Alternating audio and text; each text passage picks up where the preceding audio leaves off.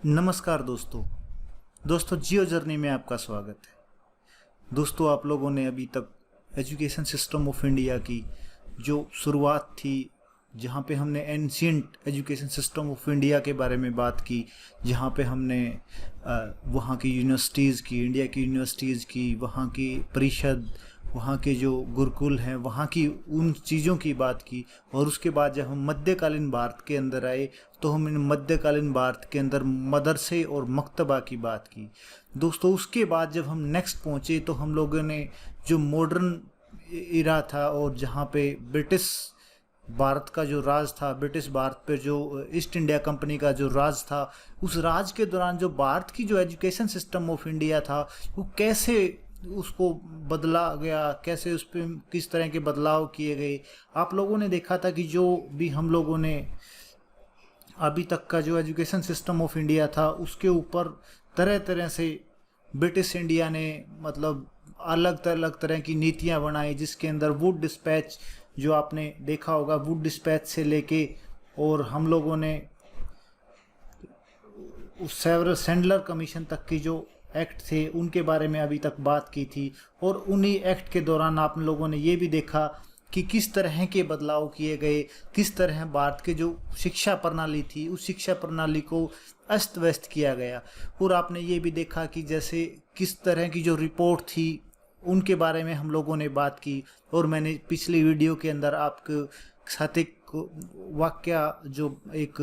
घटना थी वो साझा की थी, जिसमें 1931 के अंदर जो हमारे महात्मा गांधी जी थे, उन्होंने गोल्ड मेज जो आंदोलन था, राउंड टेबल कॉन्फ्रेंस थी, उस राउंड टेबल कॉन्फ्रेंस के अंदर जो अपना भाषण दिया था और उस भाषण में कहा था कि 100 साल पहले जो भारत की एजुकेशन सिस्टम ऑफ इंडिया थी वो बहुत महान था। और उन्हीं की एक इस भाषण से एक व्यक्ति थे जो एक डाकिया थे वहाँ पे लंदन के अंदर, उनके ऊपर बहुत ही इम्पैक्ट हुआ था और उन्होंने उस समय रिसर्च की, उन्होंने बड़ा शोध किया और कुछ पत्राचार किया और कुछ लेटर लिखे गए थे और कुछ प्रमाण इकट्ठे गए थे, जिनके ऊपर आज आप बहुत सारी जो पुस्तकें हैं जो ancient education system of India के नाम से मार्केट में हैं, उनके अंदर उसी सब कुछ जो वरतान था, जो रामचंद्र जी थे जो डाकिए थे, वैसे एक प्रोफेशन से उनके द्वारा जो कार्य थे उन कार्यों के हिसाब से ही वो बुक मोस्ट ऑफ छपी हुई हैं या लिखी गई हैं। और अलग से अगर इस विषय के बारे में आपको पढ़ना है तो इसमें के ऊपर बहुत सारी पुस्तकें हैं, आप मेरे डिस्क्रिप्शन में या लिंक में देख सकते हैं अगर आप इसमें और ज़्यादा इच्छुक हैं। दोस्तों, आज की जो वर्तमान का जो स्लाइड्स हैं या वर्तमान का जो आज यूट्यूब का वीडियो बनाने का मोटो है कि इसके अंदर हम क्या कवर करेंगे। हम देखेंगे कि भारत जब आज़ाद हो गया था 1947, 15 अगस्त 1947 को जब भारत आज़ाद हुआ, तो उस समय जब हमारे 1951 के अंदर जो सबसे पहले हमारे जो इलेक्शन हुए, उस इलेक्शन के बाद जो हमारे माननीय प्रधानमंत्री श्री जवाहरलाल नेहरू थे, उनके सामने एक बहुत बड़ी समस्या थी, क्योंकि वो उस समय के बहुत विद्वान प्रधानमंत्री थे जो उस समय इंग्लैंड में पढ़े हुए थे। तो उन्होंने देखा कि भारत की जो एजुकेशन सिस्टम है उसको भी सुधारा जाए। तो उस एजुकेशन सिस्टम को सुधारने के लिए सबसे पहले कार्य किया गया था, वो किया गया था श्री राधाकृष्णन के द्वारा। राधाकृष्णन के निगरानी में ये उनके चेयरमैन थे, एक कमेटी बनाई गई और उस कमेटी के अंदर 1948 और 1949 के अंदर ये जब ये कमेटी बनाई गई तो इस कमेटी को बोला गया कि आप ऐसे एजुकेशन सिस्टम ऑफ इंडिया को भारत के अंदर इम्पोज कीजिए जिस के कारण जो भारत है, जो एक नया भारत है, और आने वाले समय में आपके जो एजुकेशन सिस्टम ऑफ इंडिया होगा, जो आपके एजुकेशन प्रणाली हम देंगे, उसके हिसाब से हम दुनिया का सिरताज बने। दोस्तों, जो सबसे पहला भारत का जो शुरुआत थी, आज़ाद भारत की शुरुआत थी, एजुकेशन सिस्टम ऑफ इंडिया की शुरुआत थी आज़ाद भारत के अंदर, वो राधाकृष्णन कमेटी ने की थी। दोस्तों, 1948 के अंदर university education commission was constitute under the Radhakrishnan, जैसा कि मैंने आपको बताया। और इन्होंने क्या बोला कि विजडम और नॉलेज के ऊपर हम लोगों को ध्यान देना चाहिए, और aim of the social order, इन्होंने बोला कि हायर जो वैल्यू हैं, जो हमारे अंदर जो हमारी वैल्यूज़ के साथ अंग्रेज़ों ने जो छेड़छाड़ की है, उन वैल्यूज़ को हम दोबारा से बच्चों के अंदर, जो आने वाली जनरेशन है उनके अंदर दोबारा से उनको इम्पोज करें, और ताकि हमारे देश के अंदर जो भातृत्व की भावना है, जो भाईचारे की भावना है, वो और ज़्यादा बढ़े, और लीडरशिप जो नेतृत्व है, जो मतलब भारत आने वाले समय में लोगों का पूरे विश्व का नेतृत्व करे, हम ऐसे लोग या ऐसे स्टूडेंट तैयार करें। दोस्तों, इस राधाकृष्ण जो कमेटी थी, उस कमेटी के अंदर नेक्स्ट जो बातें की गई थी, वो बातें की गई थी job training for teaching staff. इन्होंने बोला कि जो वर्तमान के अंदर जो टीचर हैं, वर्तमान के अंदर जो अध्यापक हैं, उन अध्यापक को हमारे द्वारा, या जो हमारी जो एजुकेशन प्रणाली है उसके द्वारा उनको इस तरह से शिक्षित करना चाहिए, इस तरह से उनको आगे के लिए तैयार करना चाहिए, ट्रेन करना चाहिए, ताकि जो नेक्स्ट जनरेशन हो उसके अंदर वो सब कुछ इम्पोज किया जा सके या ऐड ऑन किया जा सके, जो एक आने वाले भविष्य के लिए, जो आने वाले भारत के लिए सब सर्व सिद्ध हो, या फिर ताकि हम अपने विकास की जो चरम सीमा है, या हमारी जो अर्थव्यवस्था का जो उच्चतम स्तर है उस तक हम पहुंच सके। दोस्तों, इन्होंने जो कमेटी बनाई, जो राधाकृष्ण की जो इनके चेयरमैन थे, राधाकृष्ण कमेटी ने जो रिकमेंडेशन की, वही हमारी जो नेशनल एजुकेशन पॉलिसी थी वो 1968 थी। इन्हीं की जो रिकमेंडेशन थी, इन्हीं की रिकमेंडेशन के अंदर अगर हम प्राथमिक जो हमारी नेशनल एजुकेशन सिस्टम है, जो राष्ट्रीय शिक्षा नीति थी जो 1968 के अंदर थी, वो कहीं ना कहीं जो एक राधाकृष्ण कमेटी थी उन्हीं की जो एफर्ट थे उनका परिणाम था। और अगर आप इस एजुकेशन पॉलिसी के अंदर देखोगे तो वो सारी बातें जो राधाकृष्ण ने उस समय अपनी कमेटी की जो रिपोर्ट थी उसमें बताई थी, वो इसके अंदर ऐड की गई। और उससे अलग भी उस समय कुछ विद्वान लोगों से और विदेशों से कुछ सहायता ली गई। उस समय भी कुछ विदेशों से सहायता लेने का मतलब ये है कि वहाँ से भी कुछ रिसर्चर बुलाए गए और कुछ अच्छे लोगों के साथ वार्तालाप की, और ताकि हमारी जो आने वाली एजुकेशन सिस्टम जो भारत के अंदर इम्पोज करना था उसको और अच्छे से बनाया जा सके और उसका और अच्छे से विकास किया जा सके। तो दोस्तों, जो नेशनल एजुकेशन पॉलिसी 1968 थी वो क्या थी? इन्होंने बोला कि जो equal of education opportunity to achieve national integration and cultural and economic development. इन्होंने बोला कि ये जो पॉलिसी थी इसमें क्या गया, इक्वलाइजेशन मतलब समानता के स्तर को विकसित किया गया। क्योंकि आपको पता है कि उस समय तक भी जब हम लोगों ने देखा कि जो ब्रिटिश भारत था उस समय जात पात और ये जो धार्मिक जो भावनाएं थी उस समय एक दूसरे की आहत होती थी। और इन सभी चीज़ों से उठकर इस जो नेशनल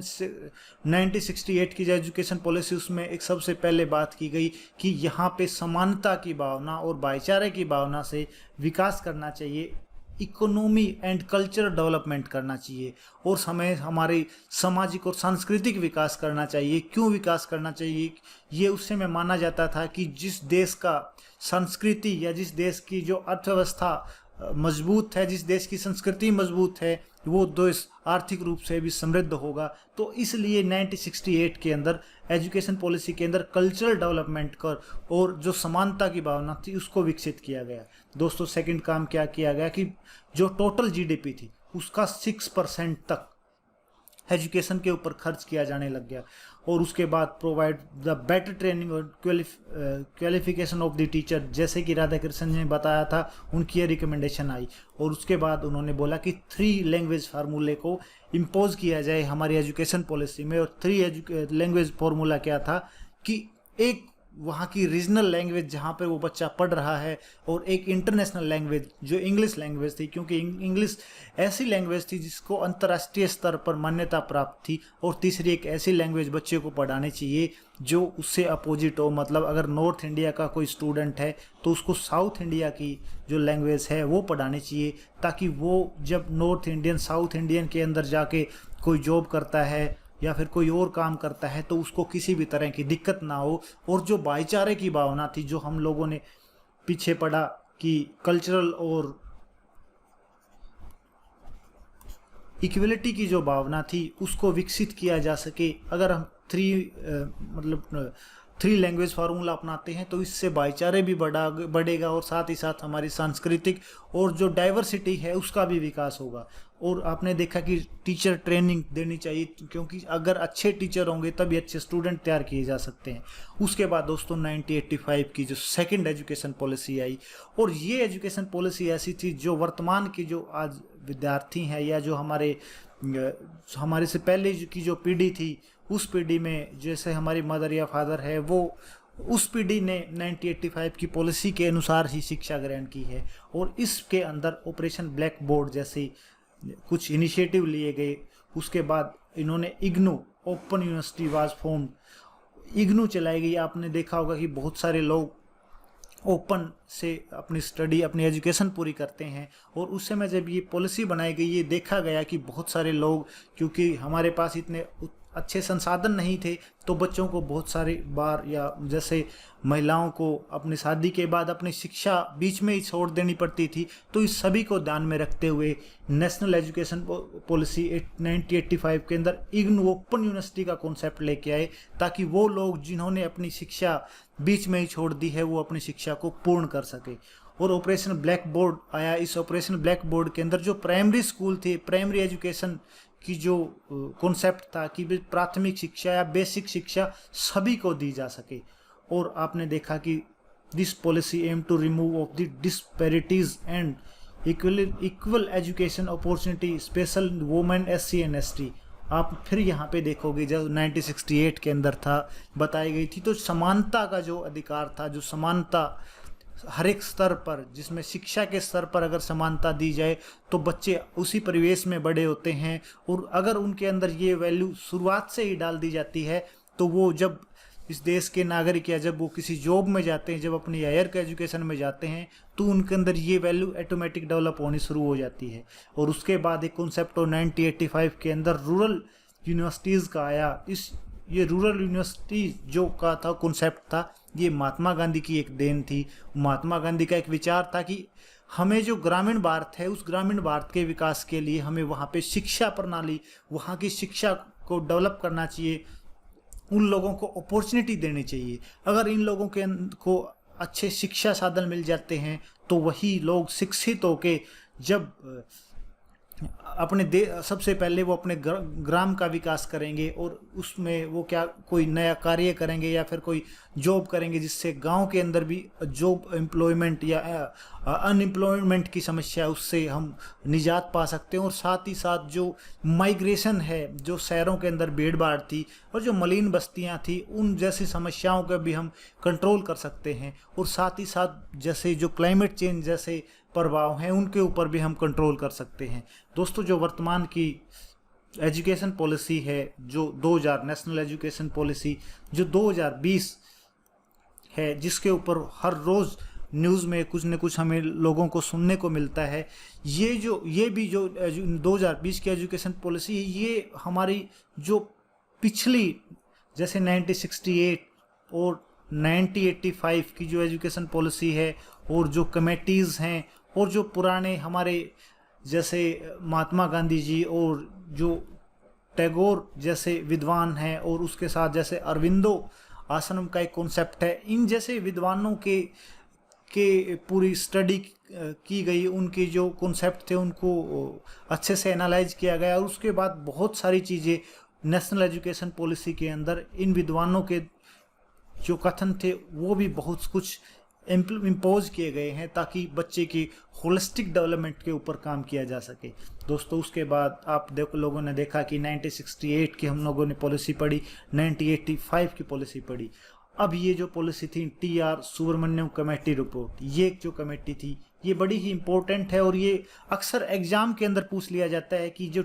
सुब्रमण्यम कमेटी थी वो किससे संबंधित थी, या उसके अंदर क्या रिकमेंडेशन थी। ये रिकमेंडेशन पूछता है अक्सर UPSC और SPSC जैसे, या फिर UK पब्लिक सर्विस कमीशन या PCS एग्जाम के लेवल पे, या फिर जब आप कोई इंटरव्यू में जाते हैं, जैसे असिस्टेंट प्रोफेसर के इंटरव्यू में जाते हैं, या फिर प्रोफेसर के इंटरव्यू में जाते हैं, या फिर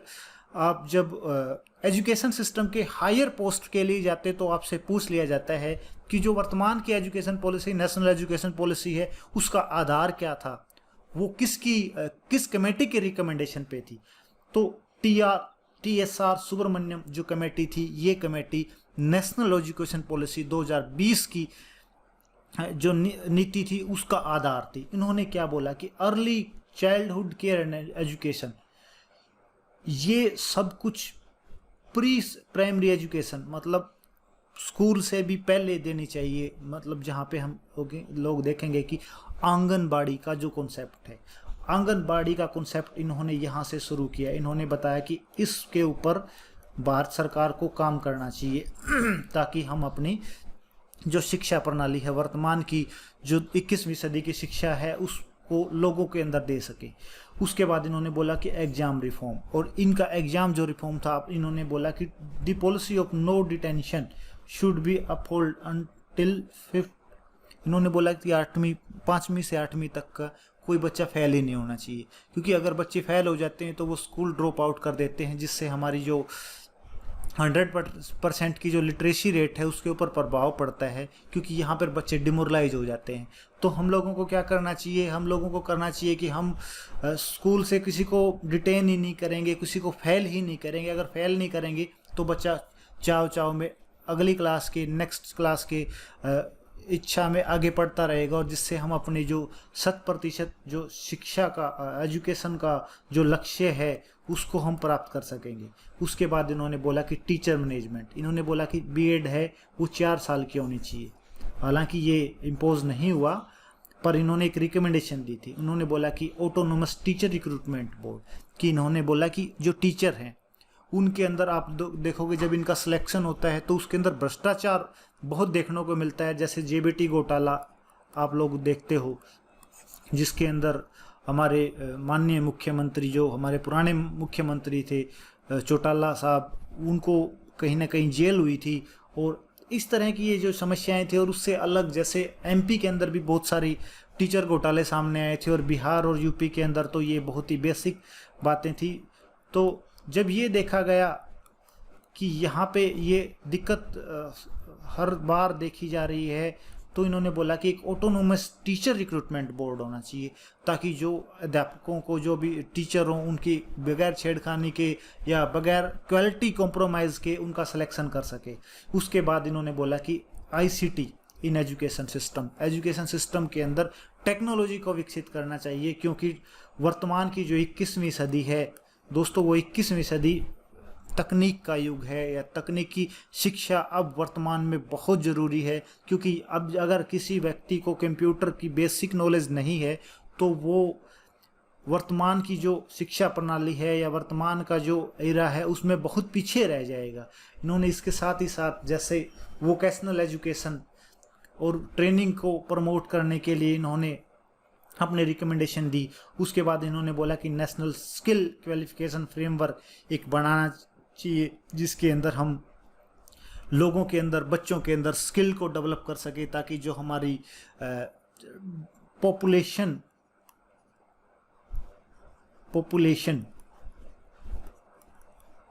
डिविडेंड एक वर्ड है, इस वर्ड को ध्यान में रखते हुए ये कार्य किया गया कि नेशनल स्किल क्वालिफिकेशन फ्रेमवर्क ये होता क्या है दोस्तों? ये ऐसी जनसंख्या है जिसको बोलते हैं कि यूथ पॉपुलेशन, या ऐसी पॉपुलेशन जो पॉपुलेशन काम करती है, जिसके कारण किसी देश का विकास होता है, किसी देश की डेवलपमेंट होती है। तो इन्होंने बोला कि भारत की जो 35 से 45% तक जो पॉपुलेशन है वो मतलब कार्यशील है, जिसके ऊपर पूरे भारत का बार है, अर्थव्यवस्था का बार है। और अगर हम इसको स्किल दे देंगे तो हमारी जो आर्थिक व्यवस्था है, जो हमारा डेवलपमेंट है, वो कई गुना स्पीड से बढ़ जाएगा। उसके बाद इन्होंने बोला कि national higher education promotion and management act, इन्होंने बोला कि the role of the existing regulatory body like UGC and AICTE should be revise. उन्होंने बोला कि जो हायर एजुकेशन है, हमारी जो हायर एजुकेशन है, उसके लिए हम लोगों को नई पॉलिसी बनानी चाहिए, नए फंडामेंटल बनाने चाहिए और नई संस्थाएं बनानी चाहिए, ताकि जो हमारी हायर एजुकेशन है उसके अंदर हम लोग 100% उसके अंदर इनरोलमेंट कर सकें। और साथ ही साथ जो जो हमारी स्किल डेवलपमेंट है उसको हम कर सके। दोस्तों उसके बाद जो सुब्रमण्यम जी साहब थे वो एक्सपायर हो गए और जब उनकी जगह आगे भाग लिया कस्तूरी रंजन जी ने। उनकी जो रिपोर्ट थी, उनकी रिपोर्ट को जब जो हमारी नेशनल एजुकेशन पॉलिसी है जिसको हम अगले चैप्टर में करेंगे या अगली क्लास में करेंगे, उसके अंदर उनकी बहुत सारी जो रिकमेंडेशन थी उनको माना गया। उसके साथ ही साथ जो कस्तूरी रंजन थे उन्होंने बोला कि for restructuring the education system in India the government is preparing the roll out a new education policy which will cater to India need in the fourth industrial revolution. और ये जो मैंने बताया कि डेमोग्राफिक डिविडेंड जो हम जिसकी हम पहले ही बात कर चुके हैं, और committee for the draft of the policy D के कस्तूरी रंजन, इन्होंने 2019 के अंदर अपनी रिपोर्ट दी और इसी रिपोर्ट के बेस पे दोस्तों हमारी नेशनल एजुकेशन पॉलिसी आई। दोस्तों वर्तमान के अंदर जो बहुत सारे इंस्टीट्यूट हैं या जो हमारी शिक्षा प्रणाली है, जो आने वाले 20 से 30 साल या उससे भी ज़्यादा अगर कोई बदलाव नहीं हुआ तो जो हमारी शिक्षा प्रणाली होगी वो इसी एजुकेशन सिस्टम ऑफ इंडिया 2020 के एजुकेशन सिस्टम 2020 की नेशनल एजुकेशन पॉलिसी है उस पर आधारित होगी। तो दोस्तों ये जो क्लास है या ये जो वीडियो है ये उन सभी लोगों के लिए है जो लोग भारतीय शिक्षा प्रणाली को जानना चाहते हैं कि कैसे भारतीय शिक्षा प्रणाली काम करती है या कार्यरत है, और अगर हम हमारे बच्चों को अगर अच्छे से एजुकेशन देना चाहते हैं तो क्या हम वर्तमान की जो शिक्षा प्रणाली और वर्तमान की ज़रूरतें हैं उसके हिसाब से शिक्षा दे रहे हैं या नहीं। और उसके साथ ही साथ ये जो वीडियो है ये उन सभी के लिए है जो लोग जो नवोदय विद्यालय है, जो NVS है और KVS है, और जो असिस्टेंट प्रोफेसर है,